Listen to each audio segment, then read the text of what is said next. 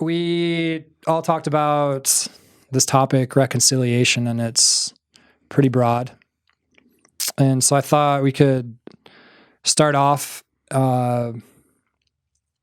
just talking about what it means to reconcile with someone personally. Well, for me, I think the first thing here is we all know reconciliation is trying to bring peace, trying to make peace.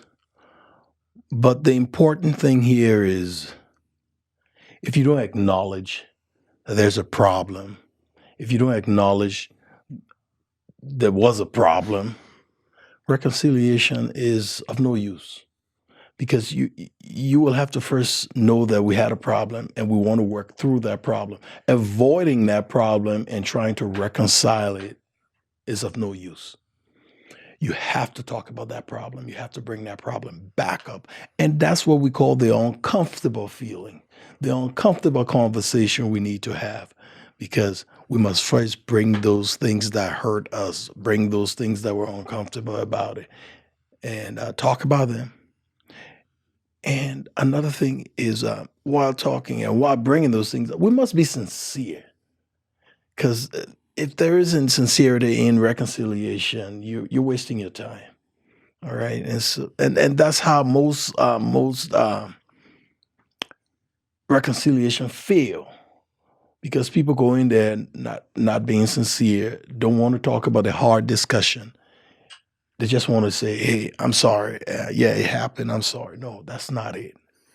Why did you do what you did? So reconciliation to you is to fully go back and understand Fully the fault and explore the it. whole problem. Yeah. And then be sincere about that. You bet. And fully understand what happened. And that is the first building block That's for the it? first step. That's the first step. Thank you so much. I've learned a lot already. So, what does it mean to you? I mean, you guys both have two completely different reconciliation stories, and so it's so broad. Yeah, and looking at the dictionary, the restoration of friendly relations, the first definition. The second one, the action of making one view or belief compatible with another. And so there's the personal one that you have with yourself, that you tell yourself, and then is your spouse and your family, and then there's the societal one, and then there's the larger one within that. So, in probably on a day-to-day reconciliation for me is my own questioning what I'm doing and why I'm doing it, and those compromises that we have to do to achieve the goal that we have in mind. Is that reconciling that? So what's the difference between reconciliation and finding forgiveness? Is there a difference? I think so. Because like I said, someone who is going out to seek forgiveness, the first thing, they have already acknowledged the fact that they've wronged someone. And after that acknowledgement, they're moving forward to the next stage and saying, hey, I screwed up and I want to sincerely apologize. I want to seek your forgiveness.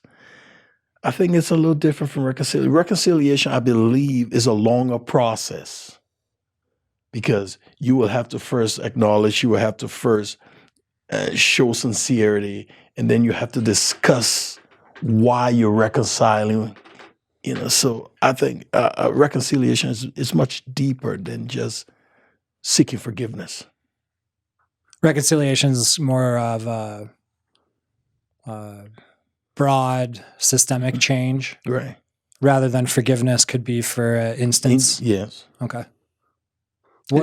Yeah, reconciliation is two groups coming together, understanding that they have to work through this, and forgiveness might be more on an individual basis. And with the one person that's asking for forgiveness is the weight of what they had done is brought their conscious to be aware and they feel bad about it, and that forgiving is hopefully that lets that what they had done that they felt was difficult for them or unpardonable, it releases that from them. Whereas reconciliation is two groups. It's a bigger one. Let's work together. Yeah. Okay. What do you have an example of a time where you worked through forgiving someone? Well, I can tell you, yeah, sure. There's several times, I have two kids, and I still remember my son when he was 14. I'm at home asleep, and I know before I went to bed, he was also in his bed. And then I got a call from his mom, who was at work at the VA, and she said, "Where's Bliss?" I said, "Oh, he's upstairs sleeping." She said, "Go ahead and check." I went upstairs and found out that he was not in his bed. He had stolen the car, and he had crashed. Mm. And he had to go through that process of forgiveness because he needed it. He apologized. He was, when I finally located him, he was so shocked. He was still in the car while the car was all smoking and all of that. And I ran down and said, "What are you doing? Get out of the car," So, but the end result here is, "Hey, Dad, I'm sorry. I did a stupid thing." And so I was able to say, okay, let's move beyond this. You're forgiven. Let's move beyond. You can't do this again. So.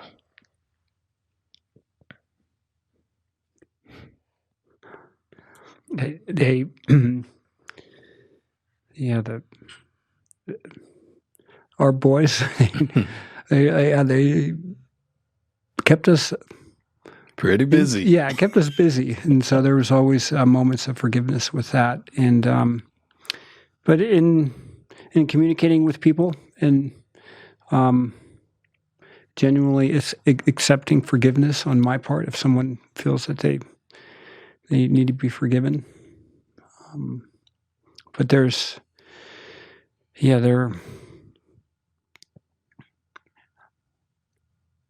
not a pivotal moment.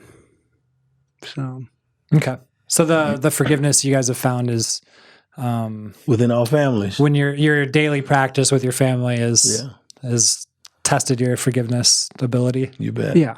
You bet. Great. Yeah, I was supposed to get home from climbing at 6:30, and I get home at 8:30, and they're like, "Oh, dude, there's and it took longer to get out." And so asking Jenny for forgiveness in that, or if she's and that each day on a day-to-day, and then your communications and the work that you do. Mm-hmm.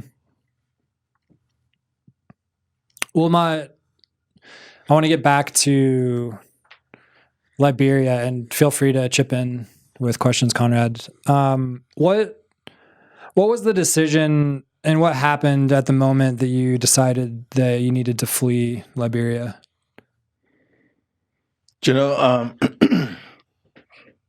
I remember on this day, my wife and I think it was our turn to look for food to eat. For the group? Well, my mom, my brother, my sister were all in one room that was given to us by this lady who saw us. And this day, my wife and I decided we're going to look for food because we were totally out of food. Totally out. We didn't have anything. And we went to the side of, there was a bridge that divided the soldiers from the rebels. And we heard that the rebel side had a lot of food. And we went there, and we found nothing. And coming back, as we got to the bridge that divided the soldiers from the rebels, we got stopped by the rebels. And he called my wife. At the time, she was my fiance. He called her and said, "You come here." And he started to interrogate her. about who she was dating, and she was dating the president, and I said, no, I don't know. And then he pointed to me, he said, is that your man? And she said, yes. And then he said, you guys are lucky today. I'm done killing for the day. Get out of here. And man, we took off and ran because he had his AK-47. And in fact, for the longest time, I thought he was going to shoot us in the back. And we ran and ran and ran. And when we got to my mom's place, my cousin said that there was a ship at the free port of Monrovia. We should go. I said, yes, it's time. And getting on that ship took us 3 days to get on board that ship. From Friday, we got on board Sunday. That was the time when that interaction with the rebel, when he said he was done killing, he said, I'm tired killing for the day. Get out of here. That's when I knew we had to get out. So, was it a family decision, or? It was Maddie and I and myself decision at that point. But when my cousin mentioned the ship at the place, my sister and her husband decided that yes, it was time for them too. And so everybody decided they were leaving, except my mom said no, it wasn't time for her. She would stay. Is she still there? Well, she's here now. My sister and I share her between here and Minneapolis. Okay. Yeah. I had you on a podcast a while ago, human migration and displacement, right? Talking about a little of this. And there was a man named Ken Johnson, who's with a group called the Sons of Odin. They're a white nationalist group that was formed in Finland. And it was formed because there was a lot of culture shock. They added basically the same population in refugees as the population in the town. And it created this, a lot of fear.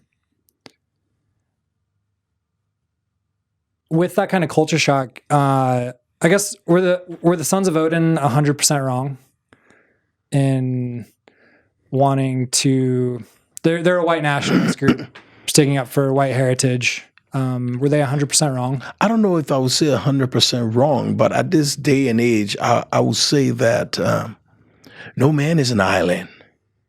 There is no way you can find everything in life from just being with your kind or with your people that look like you.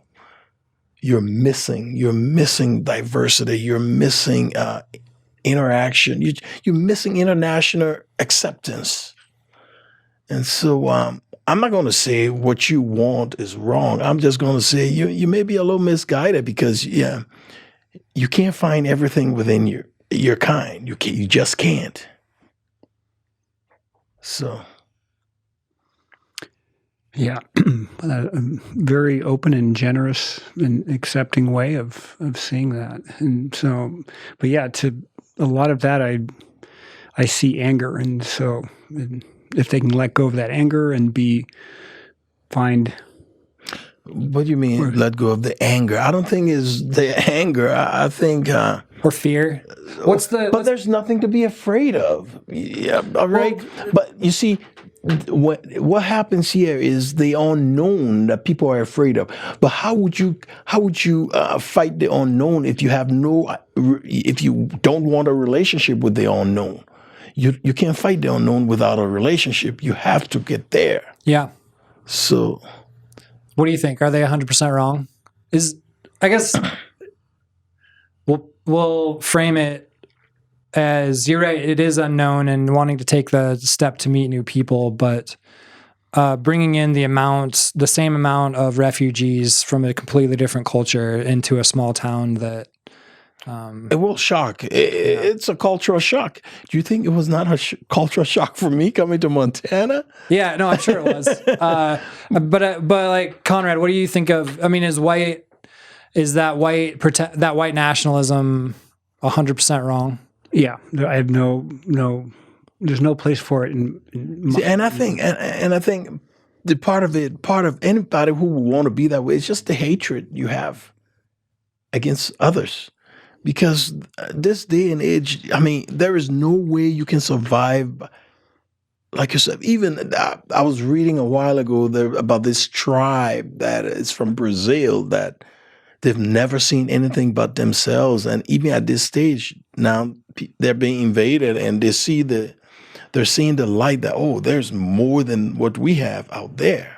Mm-hmm. And so, when you talk about white nationalists, what I hear is hatred. What about places like Japan, just completely homogenous places that don't have diversity? They do. A lot of people, in fact, we were just discussing about a couple of weeks ago, we were talking about going for vacation, and my daughter, who's in England, she said, Dad, let's go to Tokyo. I said, do you know how expensive it is? That was my way of looking at it, but she was looking at it from, it's something different. We shouldn't be going to. Then I said, but you know that we can't speak Japanese, right? She said, that's the beauty of it. She had a completely different viewpoint than what I was looking. I was looking at the money and the language, and she was looking at the experience. Mm. So. Of unknowing. Yeah, that's it. I see it. I like tribal cultures. There's like a comfort in your own, and people are naturally drawn to stick up for their own. Right. I don't know if I can fully get on board with it being 100% wrong, because I don't think people know enough about a certain topic to be 100% wrong. I mean, I guess I would, if I want to be empathetic towards their fear and understand that a little bit. I will quicker help you if you were in need than a white nationalist would help me if I was in need. Let me put it that way. Okay, great. Right? That's it. So let's go back to that. How, as a refugee, how did you reconcile with people who were scared of you? I don't know if people were afraid of me. It's just that, what do you mean, coming to Montana? Yeah. I don't know if people were afraid of me. I think that I always go to the unknown, because when people see the unknown and not familiar and not comfortable with it, they tend to they pull back a bit. And sometimes they do some crazy stuff, because we had some crazy stuff happen to us.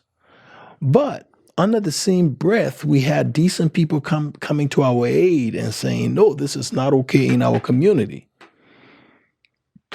So if I'm to judge my community from the middle, I would definitely look at the people that came to my aid and said, this will not happen in my community, versus the people that said, get out of here. Because you have to weigh those options. The people that are saying get out of here, they're one or two. The people that came to my aid was the whole neighborhood. So then why would I say, or why would I judge the whole community by the few bad apples, so to speak? And fast forward to today, you're the mayor of Helena. Yes. Preaching that message. So you see, and I still believe that Helena was right. Was the right place for me to be. Though we had our few hiccups, but I still think it was the right place, because we met more decent people than the few people who want to stay, who want to have their kind. Have you found reconciliation with Liberia?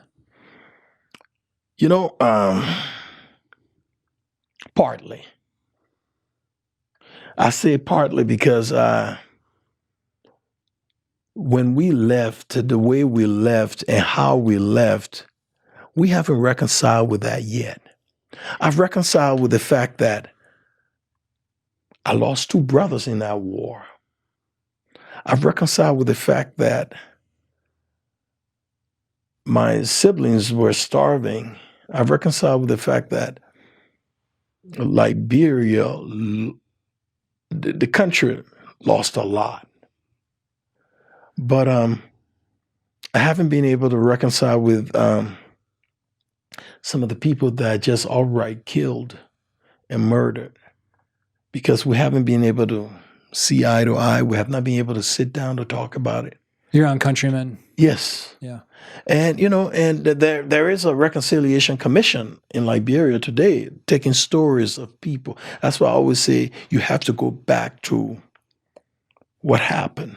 And so the commission is taking what happened to you. They're taking the stories of people that were hurt. And then they're trying to reconcile that. And so, I'm still not comfortable with people that murdered my siblings. But I'm comfortable with the fact that, I can move on. We've been back since we fled. We've been back. We took our family, our kids, to introduce them to their uncles, their aunts, their cousins. So with that part, I'm okay, but I still, to fully reconcile, no, I'm not there yet, even after 20-something years. Yeah. How would someone still in Liberia describe you now? I'll be honest with you. When I left, I thought I was a pretty popular, good guy, because I did political science. We got all involved in politics, and but when I became mayor of Helena, I just thought I was just mayor of Helena, but people were dancing in the streets of Monrovia. People were cheering. I mean, every newspaper carried it. And my sibling called and said, "My gosh, you don't know what you've done here. You are an example." But I didn't see that because I wasn't there. And then they started sending me that newspaper article, showing it to me on Facebook. And I'm like, whoa. So right now, they look at me as an example, and I have to live up to that example, even though sometimes, you just want to be yourself, be carefree and do whatever. But yeah.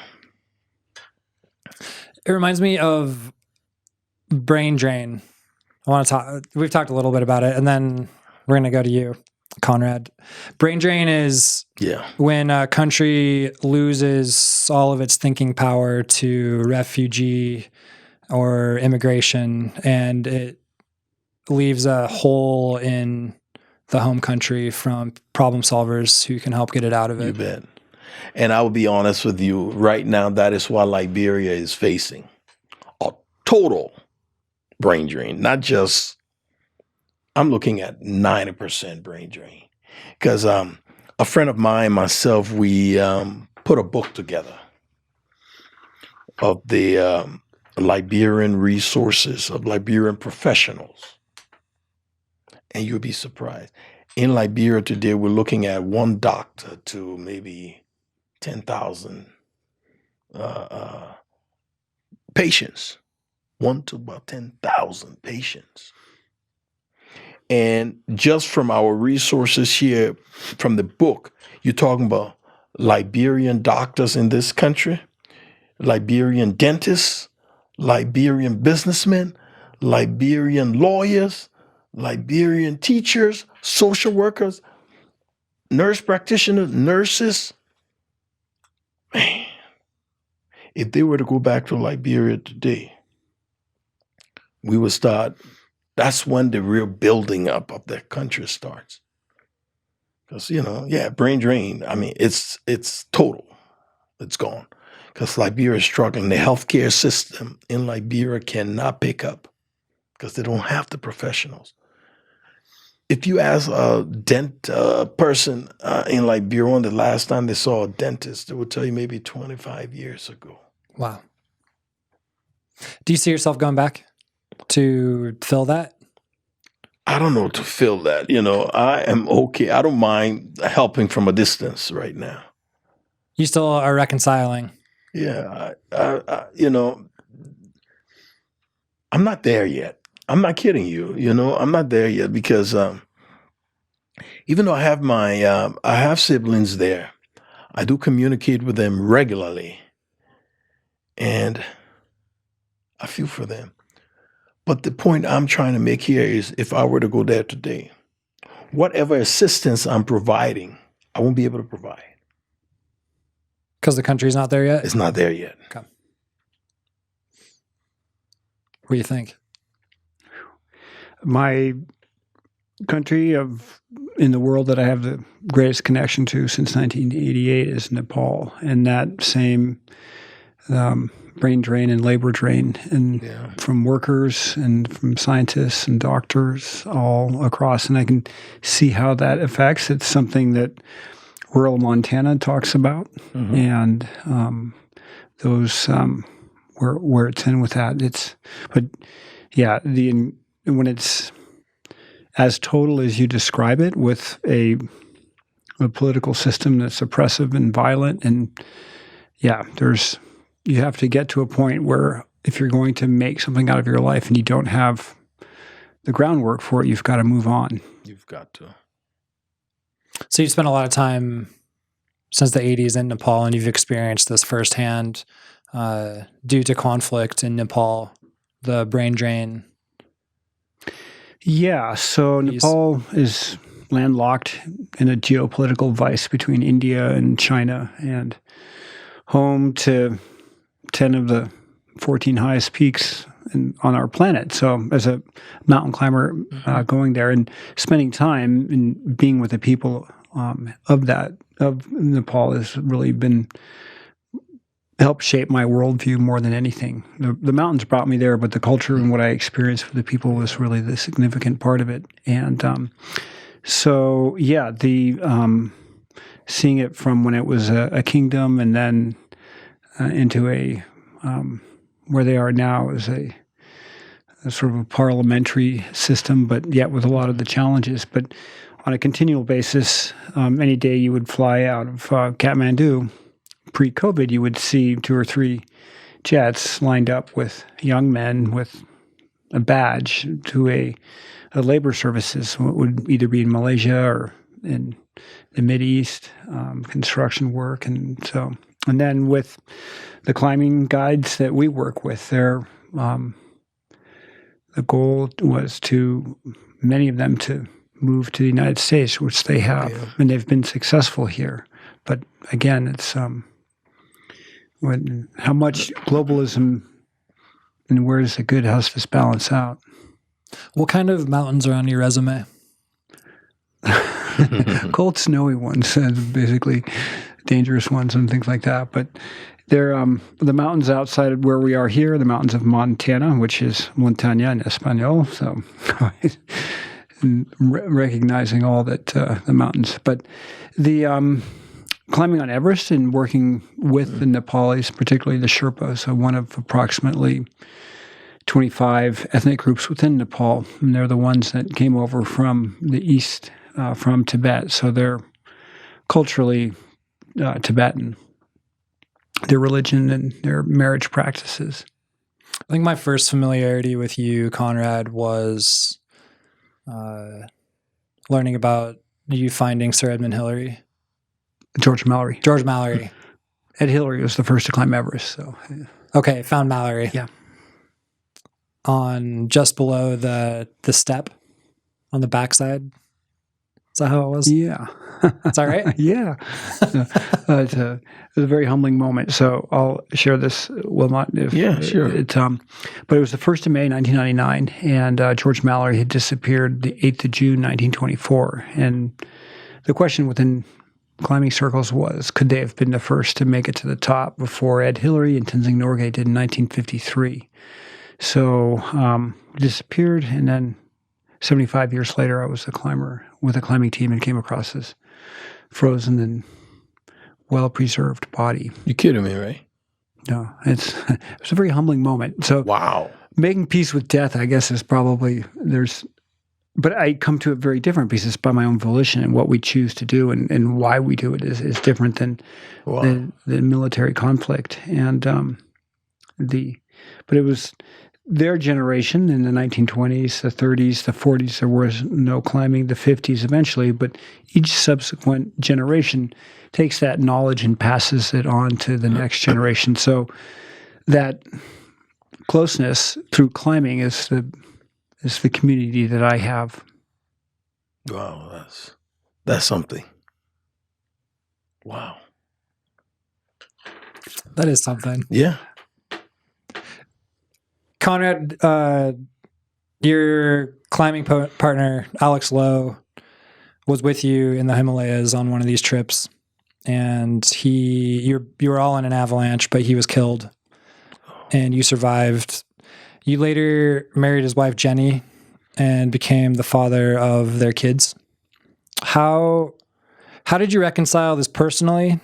How did you reconcile it with Jenny, and how did you reconcile it with the kids? Yeah, it was the first. Pardon me.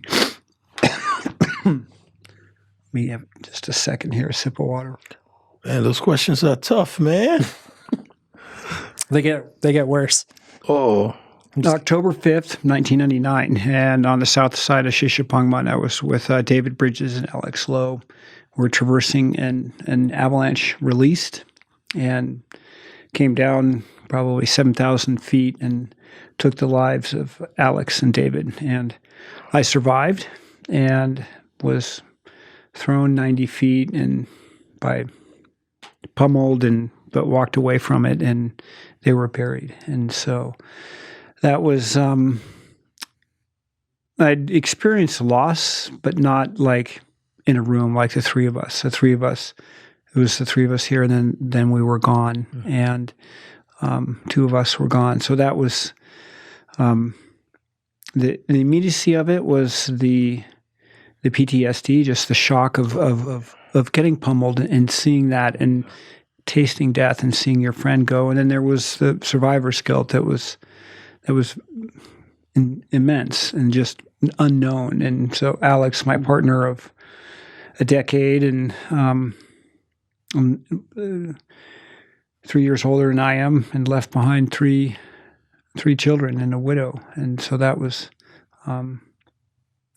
the beginning of my love with Jenny and why I'm here in Bozeman today.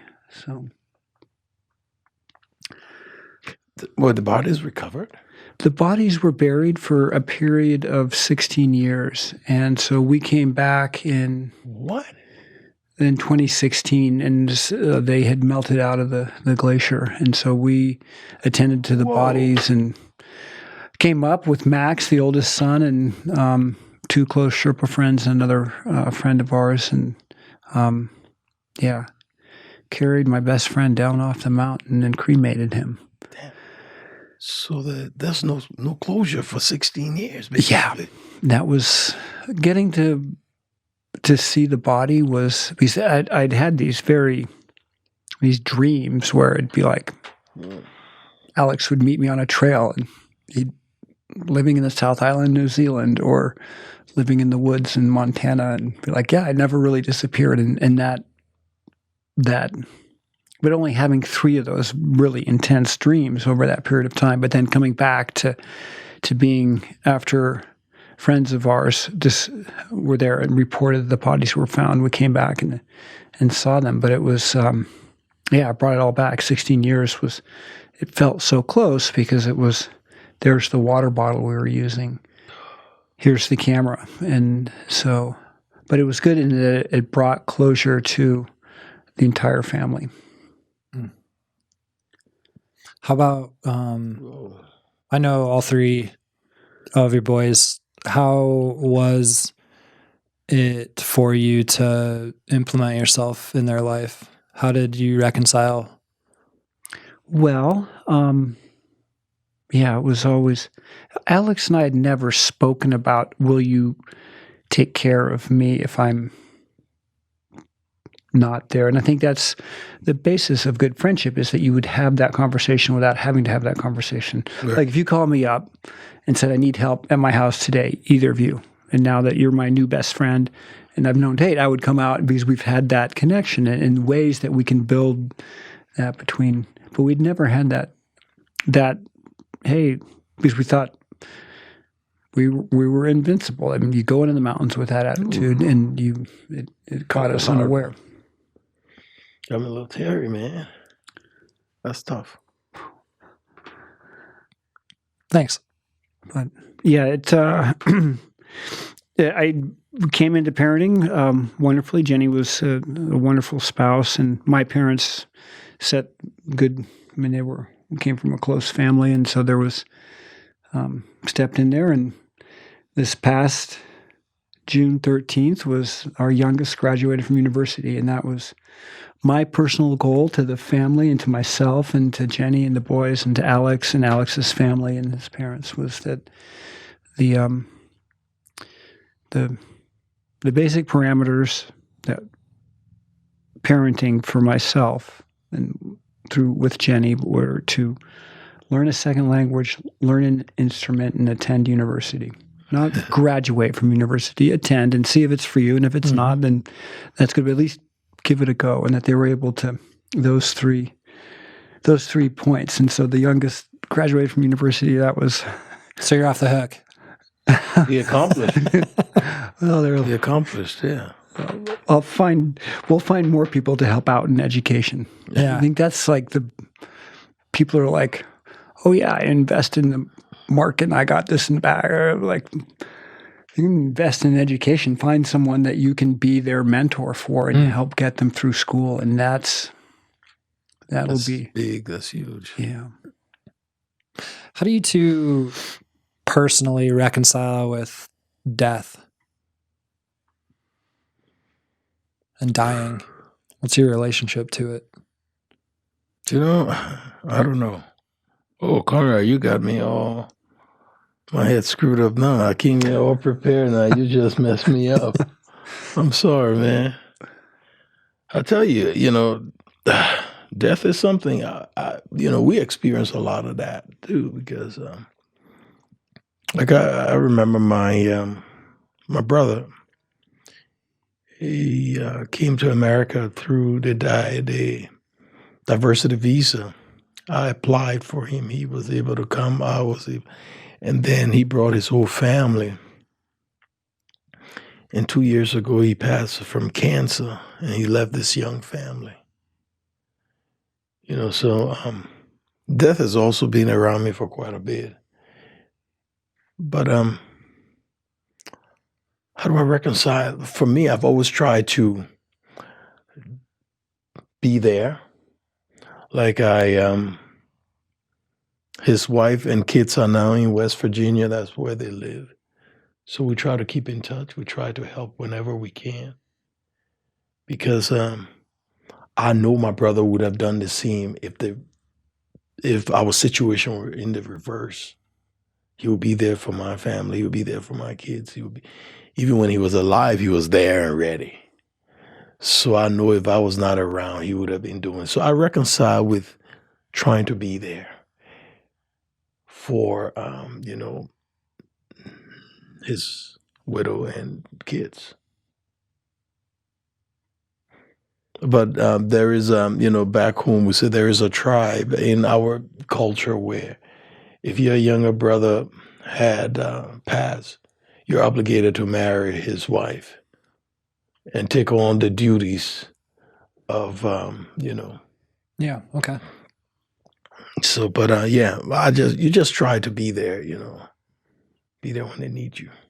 How about you both kind of rung that about being there for a brother and their family?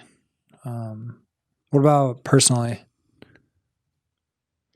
When I can, if my sister-in-law were to call me and say, "Hey, Wilmot, we're tight this month. Can you send us some money for rent?" If I could afford it, I'll do it in a heartbeat without thinking about it. And that's what takes me over to the next level. That's what makes me feel good, because I was able to help my brother. I was able to help his family. And I can live with that. Kind of making yourself selfless. Yes. In it. making it not about, would it be about you? I think it's more about the fact that I'm accomplishing something. I'm helping my brother. I'm helping the family. I don't think it's about me. It's about that selfless help that I'm, because I always think about the fact that, wow, I was able to do this for him. And then I think he would have done the same thing. So I'm not going to worry about me. I'm going to worry about filling that gap, so.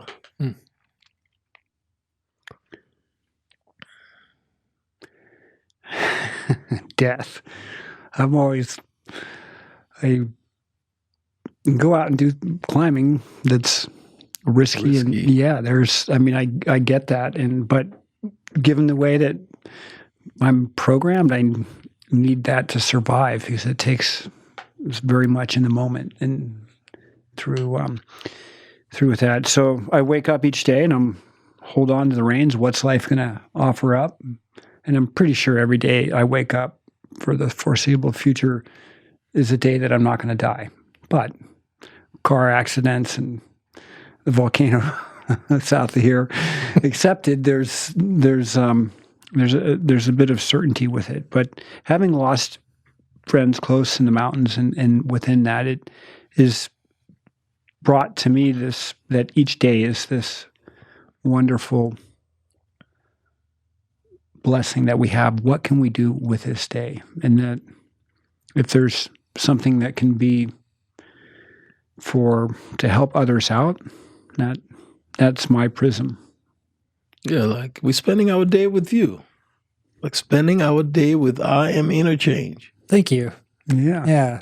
Thanks, guys. No problem. You're great company. Opening ideas. We're going to do an entire topic about this one, but I wanted to try it out a little bit, and we were going to get into it if Terry were here, our indigenous activist. Are you a landowner? What's that? Do you own land?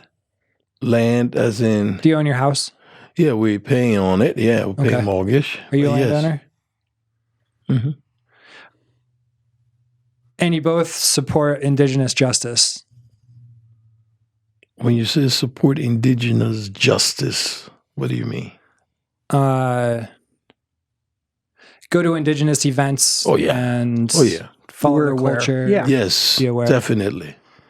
In Bozeman, there are these progressive group meetings in Montana where they sometimes will mention that they recognize the area as indigenous land and they support indigenous culture. Mm-hmm. But they're still landowners, and the one thing that they want is their land back. How do you reconcile still living on their land? Landowners, when you say they're landowners that want their land back, you're talking about the native land. The native people want their land back. Yeah. Yeah, that's a tough one because you can't eat with both hands. You can't say that I support you, but dang, I can't give you your land. So, but I own land also, so this perplexes me genuinely. I think the reconciliation should be coming from the natives, the indigenous people, because when I say that, what I mean is that. How do they reconcile the fact that this is happening, So, I think that's the toughest question yet. Because you can't say that I support this, but then you continue to do it. Yeah, the principle of it, I'm 100%. Yes, there should be some way of working with this. And from the very onset of European colonialism and the forced assimilation and all the atrocities that were put onto the Native Americans, treaties broken, the best lands taken, all of that, then what that stands for and the philosophy, I'm 100% there. But then the logical part of me is like, so we kind of created this system through a variety of laws of owning land and selling land, transferring land, and how would that be upended and where would it be? And my own way of recognizing this is when I recreate on public lands, which is an integral part of Montana and the fabric of Montanans and who they are and what they do. And it's the one thing that unifies all Montanans across the board, is that this drive for public land, but recognizing traditional lands.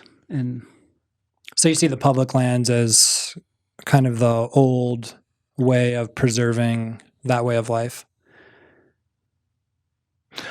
It doesn't preserve it. The best life was here in this valley, and on the upper bench by the university, where the grass is taller as a result of richer soil. Same thing in Helena. There's been traditional areas that were always, and it was the population was not as dense, and it was more nomadic and moving, and within that, and how to that system to where we are now.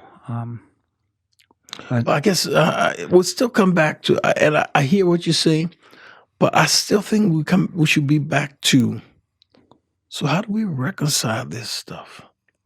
Because if the indigenous people still feel this way, we need to start the conversation. We need to talk about it. Reparations. What does that mean? Like, if there were a movement where people started giving their land back, would you give your land back?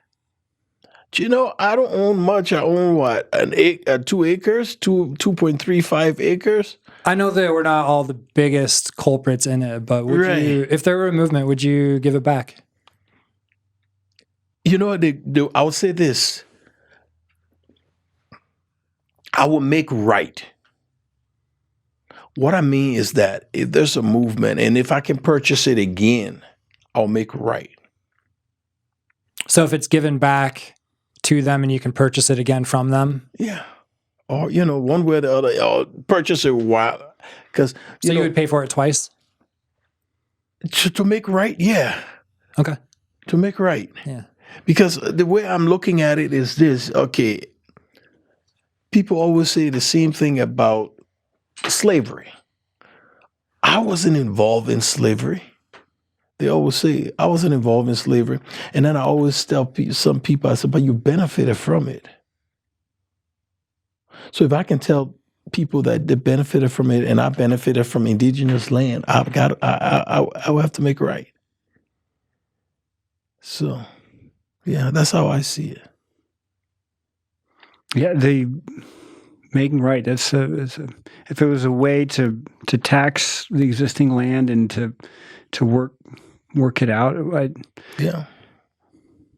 So if rather than giving it back, you would make reparations again through a tax to give back to the tribes.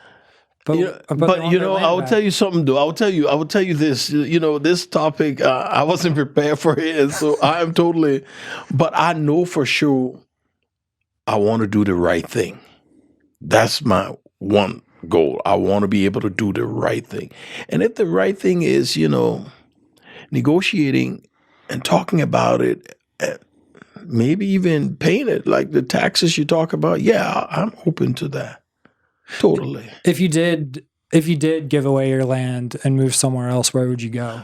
But where would you go in the U.S.? Almost the whole place is native land, so to speak, indigenous land. That's kind of where I'm stuck. I mean, if I were to go, so that's why I still say you make right. Talk about it, discuss it with them, because they're not irrational people. They know. We can come to a compromise. They know that it won't be given back? No, they know that you purchase this through legal, quote unquote, legal means, and through no fault of your own. So you'll be able to, we can work through this. I believe we can work through this.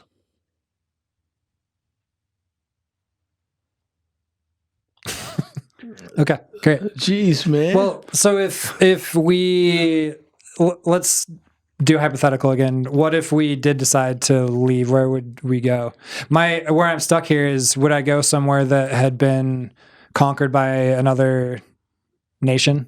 But you see, then what that forces you to do is to retrace your heritage. And go back to where I came from. Because I always hear people say, go back to your country. You know, you see all those things on video telling others to go back to the country. But those people that are saying go back to your country, if they retrace the heritage, that country was not here. Yeah. You know?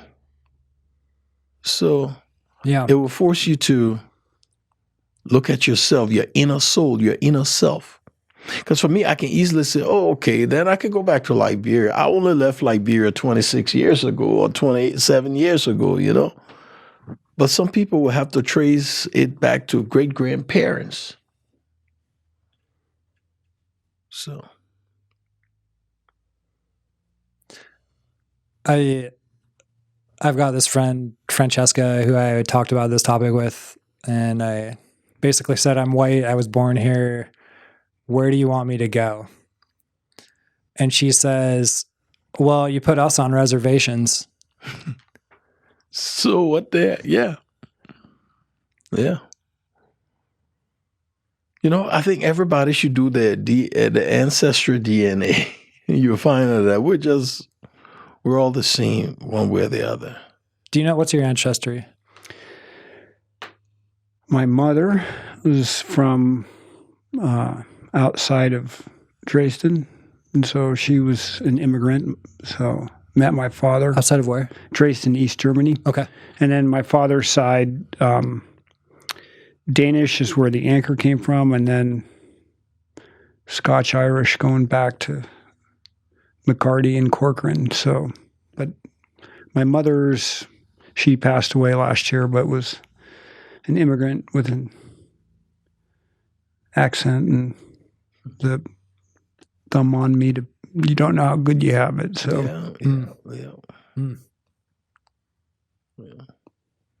My heritage is also Dutch, English, and French. My mom's name is Lacatour. But, yeah, everyone has these war stories for their siblings or their parents that they had gone through it. And for my mother, she was born after the Hitler and the Third Reich came to power, and then kind of grew up through it and saw her brother sent off to war, and then the calamity of war, and then the firebombing of Dresden, and then the occupation by Russia. So it was kind of there was always like war. We were never allowed to play war at home. It was like, you don't play war at home. We never had guns, and we couldn't hang out with other kids that were at gunfights and things like that. It was pretty, like, my mother was very strict about it, at least what she'd seen through it, and that shaped my worldview of conflict. How about you and your kids? Did you share the same kind of thought around your kids playing war? No, you know, in Liberia, I'll be honest with you, growing up, we used to fight cowboys and Indians. Oh, okay. In Liberia, because that's what we saw on TV. Sure. I think I did that. We used to do that. You know.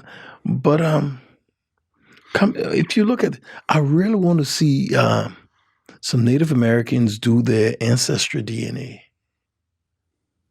Because for me, I did it, and yes, I'm from several different countries in Africa. But the most shocking thing about my DNA is I'm 17% Swiss. Okay. 17%. That's almost a quarter. I mean, almost a fifth. How'd that make you feel? I was confused. I started calling my cousins up and saying, hey, where did we get this from? You know, I need to know. Where did you get it from? I think it's from my grandfather, because he is very light. Oh, okay. Very light. If you saw him, you would think you would know that. Yeah. So, you know, and so, but to think that, and So I know we're all one way in God's creation, have some way linked together. I know in American Indian tribes, there's a tension around what they call blood quantum and what percentage Native are you? And there's kind of a hierarchy and social tension around that. That's tough. And I know the further we go, as we develop, that quantum will have to be lowered. Because over time, generations... Because of the times we're in and because of our inner marriages and inner relationships. I mean, is there something wrong if a country wants to keep their heritage intact? And is there like a racism tied to wanting to keep that? I would ask that country, how do you do that? I really want to know how they'll do it. Well, I mean, Japan would be my example of it.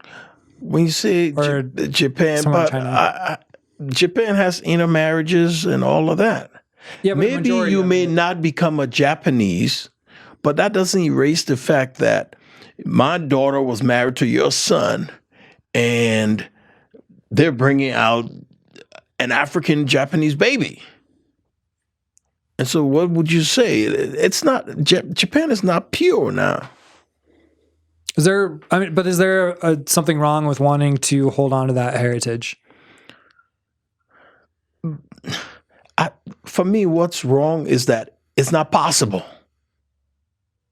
That's what's wrong with it. Are there still families that are 100% lineage? What do you mean? Countries, there are families. I'm talking about countries. Right, but you can't find countries that are just on an island of their own. There's no way. We are at the stage where we have to start accepting the fact that we're all interculturally related, one way or the other, or attached. So it's going to be a mishmash whether we like it or not. I think so. Multiculti, let's move towards it, and accepting all people and not trying to be rigid along these. But again, this kind of goes over to culture and culturally appropriation. So people will be in Nepal and they have ready-made clothing now rather than homespun clothing. The advent of cell technology and the media. If you're watching Cowboys and Indians, what effect does this media boom that happened 50, 60 years ago on the planet, and why, with a timestamp of U.S. culture at the time, is... Like, little did I know that watching the Cosby Show in Liberia, America was not the Cosby Show. It wasn't as wholesome? No, what I'm saying is that, and then you come and experience that, oh no, it's not like this, man. It's totally different. In what ways did you experience America differently than the Cosby Show? I thought like that when I was coming to Montana, I interpreted it as the Cosby Show. Like I was coming to Montana and there are black people and, respectable African Americans all over the place. And I kind of know they're not. They're far and few in between. And that's not the reality of the whole. That's not the reality of the country. It's, and don't get me wrong, there are families like that. But is that the full reality? No. But for people just watching it, wow, that's a wholesome family. So, I see your family is pretty wholesome. You could be the Cosbys of Montana, minus how it ended up for Bill. Yeah, my family's pretty wholesome. I agree. Now it's only my wife and myself, but the kids are all grown and gone. Our son is in Seattle. He should be home coming home today. He's flying into Missoula. He's taking his girlfriend to show his girlfriend where he went to college and his old stomping ground, so to speak. My daughter's in England with the Navy. So, yeah, And yeah. And, let's look at my son and his girlfriend. She's Caucasian. She's white. I mean, he's black. And so if anything should happen, their kids are all mixed. And then, the world is changing. We have to accept that fact. So if you're trying to keep a country, an island, good luck. So, yeah, well, so let's backtrack to a tribe in America. And how would you explain that to an indigenous person who wants their old way and they want their tribalistic qualities and their own among them? And that's okay. We can live with that, but we have to accept each other. I don't mind living on my example would be I don't mind living here on the reservation. I respect if you want me to respect your culture, I respect their culture. I can live here also while respecting your culture and respecting mine. But what I think we should be looking at is the fact that once we start that respect, we will come to realize that, oh my gosh, I'm no different from you. Because I see some of the native culture, I see it in us. I see it in us in Liberia, where when people, that eye contact, when I came, I couldn't do it. When you came here, you couldn't do it? That's respect. That's respect for me. But for you, it's disrespectful. It's dishonesty. If I can't look you in the eye and talk to you, if we were talking and I was doing this and talking to you, you would wonder what the heck is going on. And that's what I used to do before. What changed? But it was not that I was being evasive or disrespectful. I thought I was respecting you. By not looking in the eye? Not challenging you. Because looking in the eye is challenging. And so, but I've come to realize that, no, it's not. This is who we as a country, this is who we are. It's like connection. So I had to change. I had to develop into that. Others had to do that. And I hear Native Americans do the same. The ones that live that culture, they don't look in the eye. And also, even with the time, I go back, in Liberia, we have Liberian time. It's almost identical to native time. So when I hear native time, I know what. In the moment and slow. Yeah, because, and I will tell you a story when we had lived here in Montana for quite a bit. And then we went to Minneapolis and interacted with Liberians. They invited us to soccer game and basketball game. And they said, we're starting 1 o'clock. My whole family went there at 1 o'clock and we were the only people in the gym. And they started drilling in around 3:30. And I'm like, whoa, I forgot Liberian time, And it was okay. They had the game. But everything went back. The soccer game was supposed to start at 4. It started around 6 because the basketball didn't start at 1. It started around 3. So everything, and that was normal. I was angry at it because I had forgotten about that. And then I was reintroduced to it. I'm glad you weren't on Liberian time today. There you go. You see? Yeah. There's a lot of, I think part of why we wanted to talk about reconciliation is a lot of racial tension in America right now. What do you guys know about race in America? What we've been seeing lately is crazy. What's been how do you address? We know there's tension. I mean, we see it day in, day out. But that's the reason it needs to be addressed. I just gave you an example, okay? With my son and his girlfriend. He's black, she's Caucasian. That relation has to be addressed. And For me, I wonder when we're discussing race relations and how terrible it's gotten. For me, I try to put myself in her shoe and say, "Damn, what must she be thinking when we're so negative about it?" What was his girlfriend thinking? Yeah, I'm thinking, what is she thinking? If we cannot respectably discuss it. And don't get me wrong, some people have all rights to be angry. Some people have all rights to be angry. You know why? Because we as a country haven't reconciled with them. We as a country, we need to talk this on a national level. We need to address this on a national level. So, but I think the fire is just being fanned and flame, and we're not looking at it yet. But the longer we wait, the worse it becomes. Yeah, kind of the riot is the voice of the unheard. Yes.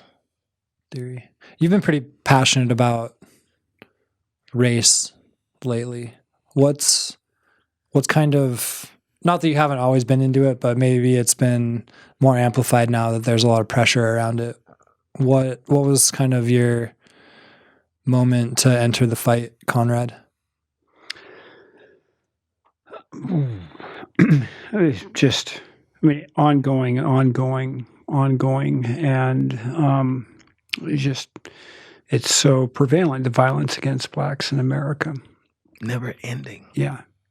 And also Native Americans on reservation life. And yeah, there's right.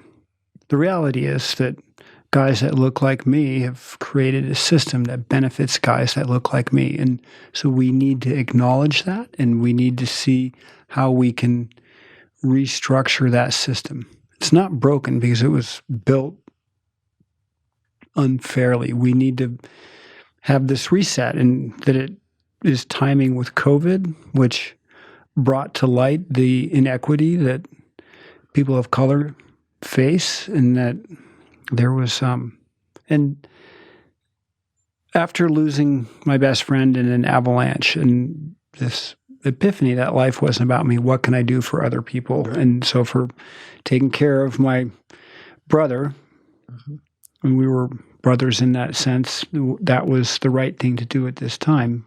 But now where we're at, that if at age 57 and 30 years at age 87, and I was like, oh yeah, the democracy was at an all-time low in the United States.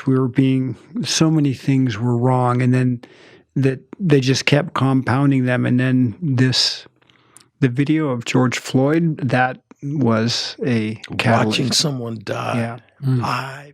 With his hands in his pocket, and that we nonchalant. Yeah, just and so if to speak up and it's interesting being in the public space and having for the past month now. It was a month ago on Monday that George Floyd was murdered, and taking an early and a vocal stance on that within the outdoor community, and how the outdoor community, the business, the people that we represent, that, well, we're not racist. I've got friends and I listen, that all that same, but they don't understand that system. And having that pivotal moment where I think we'll come to understand that, and to rearrange it, and how it will work out, we don't know. But if we don't start with this conversation, we're going to deteriorate. Yeah. But just talking about, my wife and I were talking in the car coming here, and I said, can you imagine what happened before video cameras, before phone cameras? Let's say that situation with Mr. Floyd was not recorded. Like a lot of situations like that in the past haven't been. nothing changed. The only thing changed, they're now in focus with these cameras. Cameras are recording these happenings. When we didn't have those cameras, those things were going on.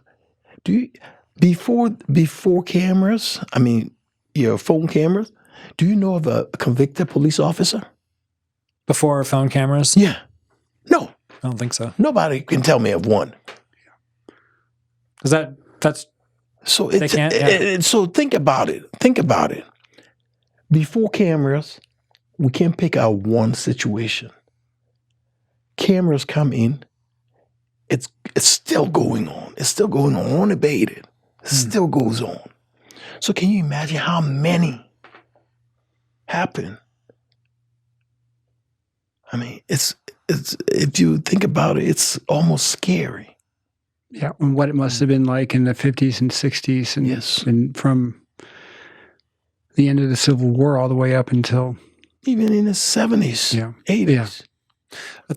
I think of the end of the Civil War when the entire Southern economy tanked because it was all built around slavery. Yeah, and so that and segregation, police had to separate the tension, but also rebuild the infrastructure. And so I learned about there's a loophole in the 13th Amendment that says you are free unless you are a criminal.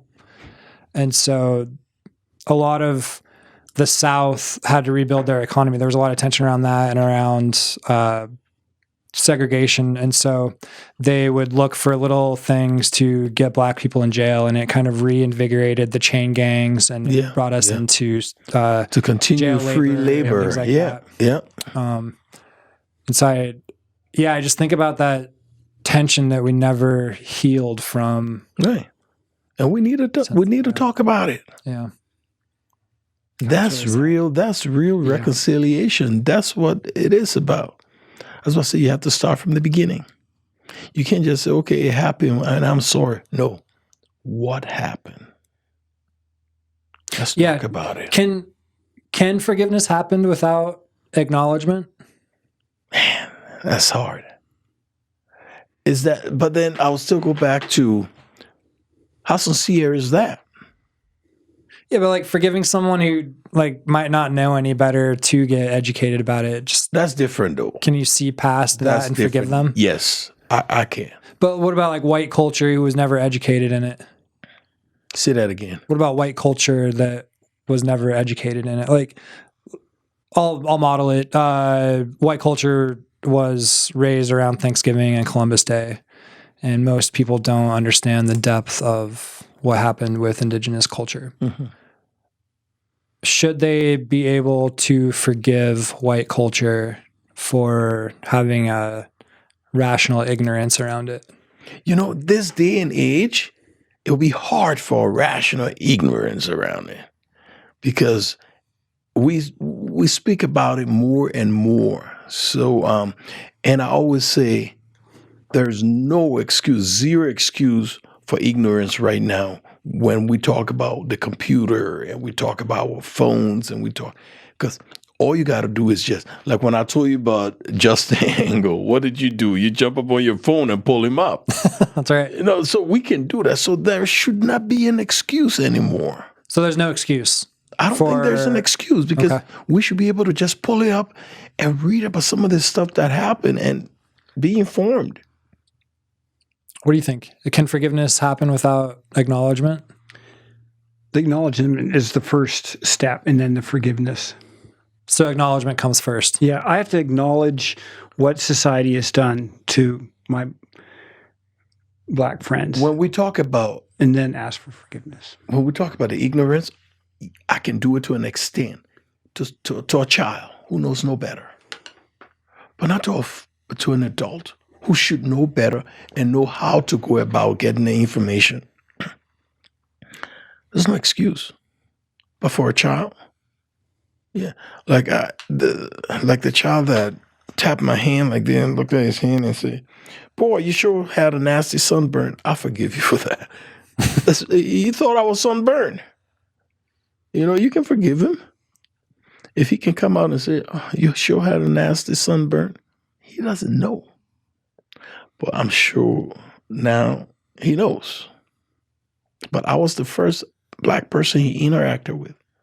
So he looked at me strange. That's okay. Yeah, that's interesting. I think about like LGBT culture and small towns. They're not necessarily bigoted. They just, it's something that they never see. They don't know. Yeah. And in fact, I'm not proud of this, but Africans are pretty close-minded when it comes to that. And that's sad. Yeah. There's a kind of a religious steadfast that African-American culture has. They're very strong in their beliefs. I'm talking about, Africans, even in Africa, governments. Yeah. Oh, yeah. Desmond Tutu? No, Desmond Tutu, he was I think he was a reverend, I'm not sure, I think. But yeah, from South Africa. But I'm talking about the whole continent. There are several governments who frown on this and criminalize this, So, but we will all continue to develop. We'll all continue to acknowledge. How so? As a black man, how do you fit into the United States race wars? How do you fit into it, not being from the U.S. and not having that history? No, but that history followed that history. I came from that history. Okay. Because Liberia was established by slaves that were freed from this country, went back to Africa and established that land in Liberia. Our flag is almost a replica of the U.S. flag. Monrovia is named in honor of James Monroe.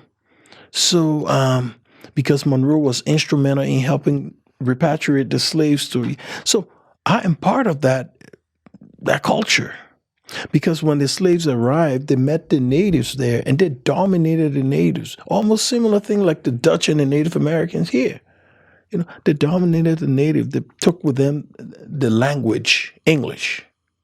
English is the official language, even though we have 16, 17 different dialects, vernaculars that we speak. They took with them Christianity.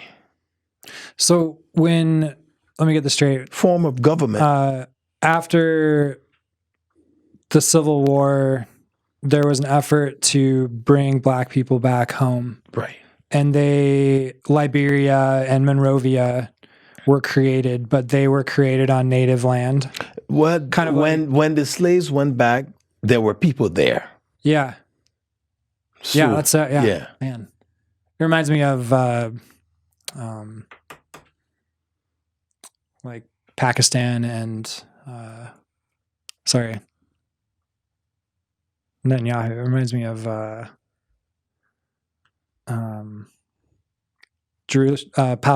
Palestine and kind of the conflict around Jerusalem and where all the Jewish people went after World War II. The Palestinians were kind of native to the area. But they dominated. They came with the modernization. I mean, in a sense, white settlers were fleeing and have that same story. Yeah, but on another angle, why don't you just assimilate into the culture you see there? Why dominate the culture you see there and make it less valuable? Why don't you assimilate? Why don't you? I've heard people say, "Speak English," but English is was not your native tongue. For this country, it's the Native American language, the indigenous languages. And people say, "Oh, when you're in my country, you speak English." Is English the official language? Do we have an official language? Do we not? I don't know. I'm asking. Yes, we all speak English, so we have this. That yes, English is, but now that we have, America is so it's so mixed up with everything else. We have Chinese, we have Spanish, and those people are. If they're Americans who want to speak Chinese, what's wrong with that? Why do people think? You see, the people are not speaking. We go back to that unknown. Because if I hear you speak, like the Spanish American kids that were somewhere in I don't know, Shelby, they were speaking the Spanish, and the immigration guy arrested them and told them, Oh yeah, you remember that case, you know? Do you remember that? Why can't they were Americans? They were born here. They were. I mean, because they spoke Spanish, the guy arrested. So we got to think about it. We're not just white, quote unquote, white culture, white Americans. This country is it's a mixture of almost everything you can think of. Almost everything. And that's why we have to acknowledge that and come to grips with it. And then we can start that reconciliation. And then I'm done because it's 2 hours. It's not 2 hours yet. What's on your mind, Conrad? What are you thinking about? We've got about a half hour left. Yeah. Is that cool? Yeah. The story of Liberia, Monrovia, and all of that, and these successive waves, and where do we go if we're leaving a land, which was what happened with Israel after the Second World War, and then the conflict still is there, and so with 7.4 billion people on this planet, there's to feed and shelter and clothe all of humanity with a degree of equity is going to have to take some understanding and compromise, and letting go of this power structure that is so firmly embedded in. We have this is what America stands for, the ideals, and this is what it is. This is the Constitution, but the reality is over here, and we need to move them closer to and that we can go. We start with the protests, and then we bring it into policy, and then we start working on ways that we can create equity. What policy should be solved first? Racial equity or the climate crisis? Damn, I can chew and walk together, man. I can do both of them. You can't? I am. You can. You're doing both. We can do both. Okay. We don't have to pick and choose. Yeah, we did. Both. Yeah, I think we can do both. I mean, gathering people together to talk about the tension in this country should not stop us from talking about the destruction we're doing with climate. Well, should the energy, the huge energy that we see with race right now, isn't what the energy for the climate? There's an immediacy. Yeah, but it does not diminish the importance of climate. Right, but what should be solved first? They together, one and one, and climate's difficult because it's intangible. It's in the future. So when we say the CO2 level is now over 415, it's invisible. You have to trust a scientist that has measured the CO2 in the atmosphere and go with that. And that glacier will be out of glaciers, and that we won't have water. All these things are intangible in the future unless you're willing to invest in future generations in that idea of it. Then it's not as immediate. George Floyd's murder brought it right in front of us, and so all of a sudden we had to. But if we look at the EPA and how the lessening of their rules is really affected in the lower Mississippi River and what they call the Cancer Alley, where these timed out chemical plants are given another lease on life because they don't have to clean after themselves. Right. And it adversely affects communities of color within that. And that it's that perhaps identifying where we want to be as humanity in 1,200 years, and having that, where do you want to be with that, and what can we do today for that future goal? because we won't solve climate, and we're not, and we hope we can address race, but will it be solved in our lifetimes at this table? No. Probably not. But if we haven't started with it and we haven't put our shoulder to the wheel, we're not making progress on it. We have to start the process. Yeah, that's difficult to invest in something that you'll never see. And that's why Maybe people, and that's why you have these deniers. But come on now. We all learned a little bit of science growing up. And so for you to throw that away and say, no, that's not. But religion's asking people to invest in something they can't see for a future they don't have. And so if they invest in it now through this foundation, then so it's in the same way. And that why are we believing in God that we can't see? Yeah, I see it. Making that investment before you can see it. Yeah. But I can see how racial equity and the climate crisis go hand in hand. Like you mentioned, a lot of the poorer populations are in color, and they're in these really at-risk areas because of climate change. Yeah. I can see that. Where the coal plants are, and again with native communities and the land that we're talking about with that. And it's many of the people that are in society, they're willing to put their career and their lives on the line to move these things forward. They're both racial justice and climate change are in the same. It's not those of us that feel strongly about this are not the ones championing higher taxes on the poor, lower taxes on the rich, and no more gun laws and these other. We're investing in the future. Conrad's on a board called Protect Our Winters. It's a climate advocacy. Protect Our Winters? Yep. It's you like winters, huh?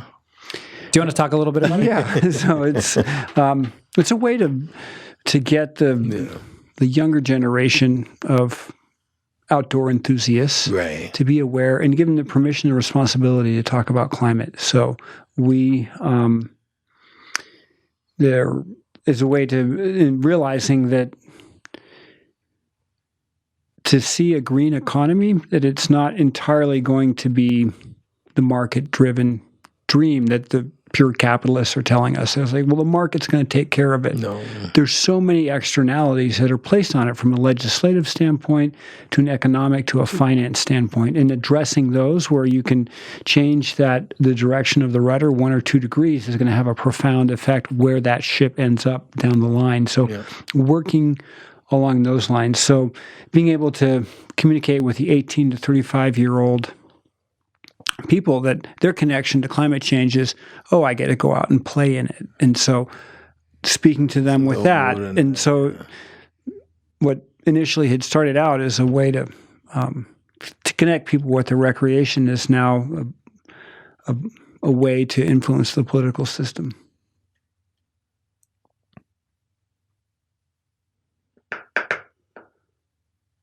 But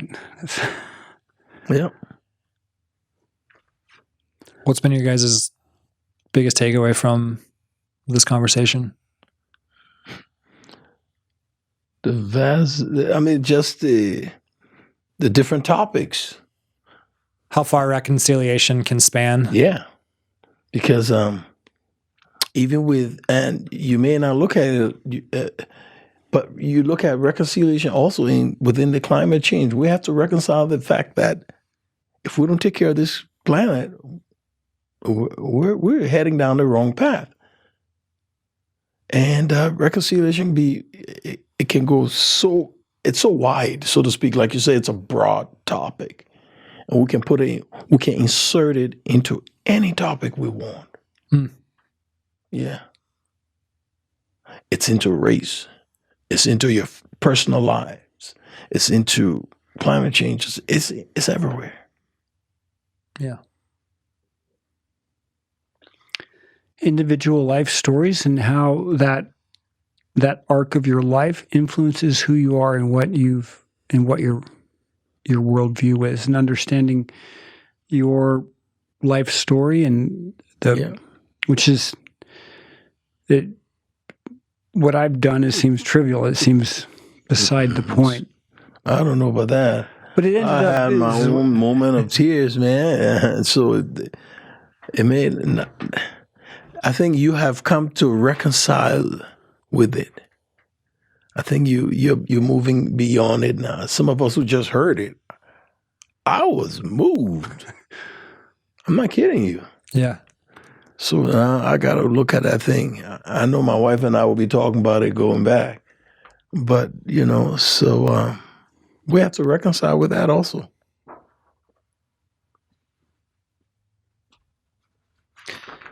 Yeah, the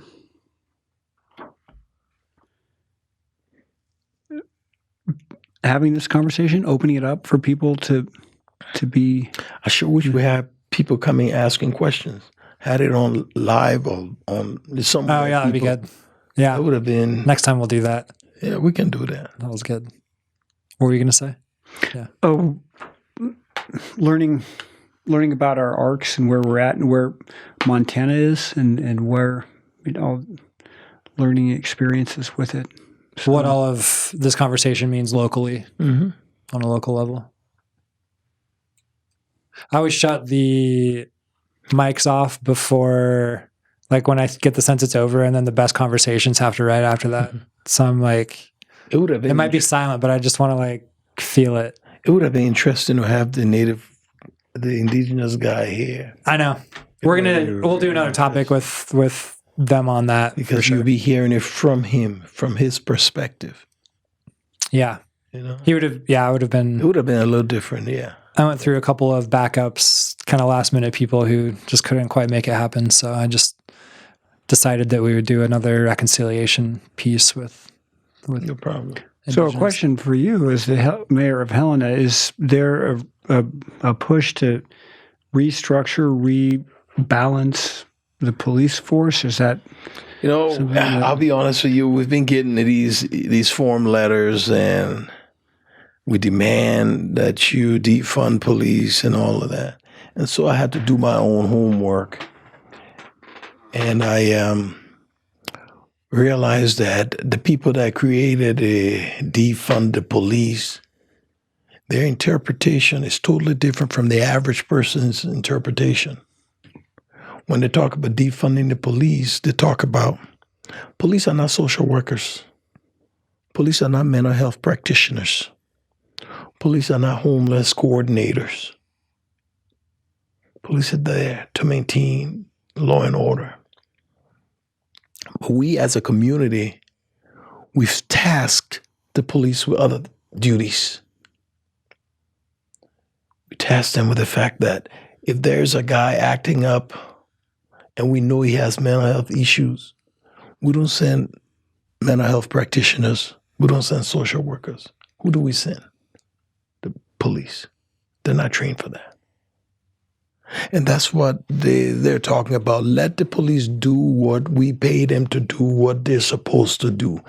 And let's assign practitioners, professionals to those areas that they were not trained to do. That's what they're defunding the police is. And so for us, we're looking at we're reviewing our policies and procedures. And I was happy to see that in 2017, the HPD banned chokeholds. So we're already ahead of the curve, But we're looking at our policy and procedures. But that's what I believe the bulk of our community will be looking at that, because now we're getting all these letters and emails about pulling police out of the schools. I always say this is not a knee-jerk reaction. This is something that we need to discuss. The school board, the city commission, the citizenry. We all need to come to the table and talk about it. Is the Helena Police Department militarized? Does it have a militarized I don't know. I don't know if we should say, does a lot of the money go towards like SWAT and kind of, because the defund the police is defunding that end of it to put into social programs, right? That's not what we're looking at. We're looking at, maybe in fact, I think it's spending a little more, because if the police are not answering calls to mental health patients, let mental health practitioners, who answer the calls to mental health patient. We have to hire the mental health practitioners to do that. But where does the money come from to do it? Would that come from defunding the militarized side of the police force? I don't know if that's my understanding of what that means. But when we talk about militarized police force, that. Then I would say, I don't think HPD is militarized, because they have what they need to expense a certain duty, so to speak. And we don't have those big military trucks where our police are all geared up in military uniforms. And you don't have that. We have one. We have what you call the Bear. The Bearcat. We've got a Bearcat. Yeah, but that's about it, so. It's got a turret. Yeah. So, but when I see other, and, I always say, first evaluate yourself. To each his own. My community, where I'm from, where I live right now, I don't think we need to be militarized. Maybe other communities need to be. I don't know, but when I speak for myself, I said, I'm happy where we are, because I don't see where we have to militarize our police to be able to carry out their duties. So when a mental health expert is needed and they call the police are able to send a mental health expert because there's someone available? Maybe, you see, if you have that person available, that's the right person you need to send. The police not trained for that. Yeah, but they're not available because a lot of we don't have them. We don't have them in the chain. Yeah, but I think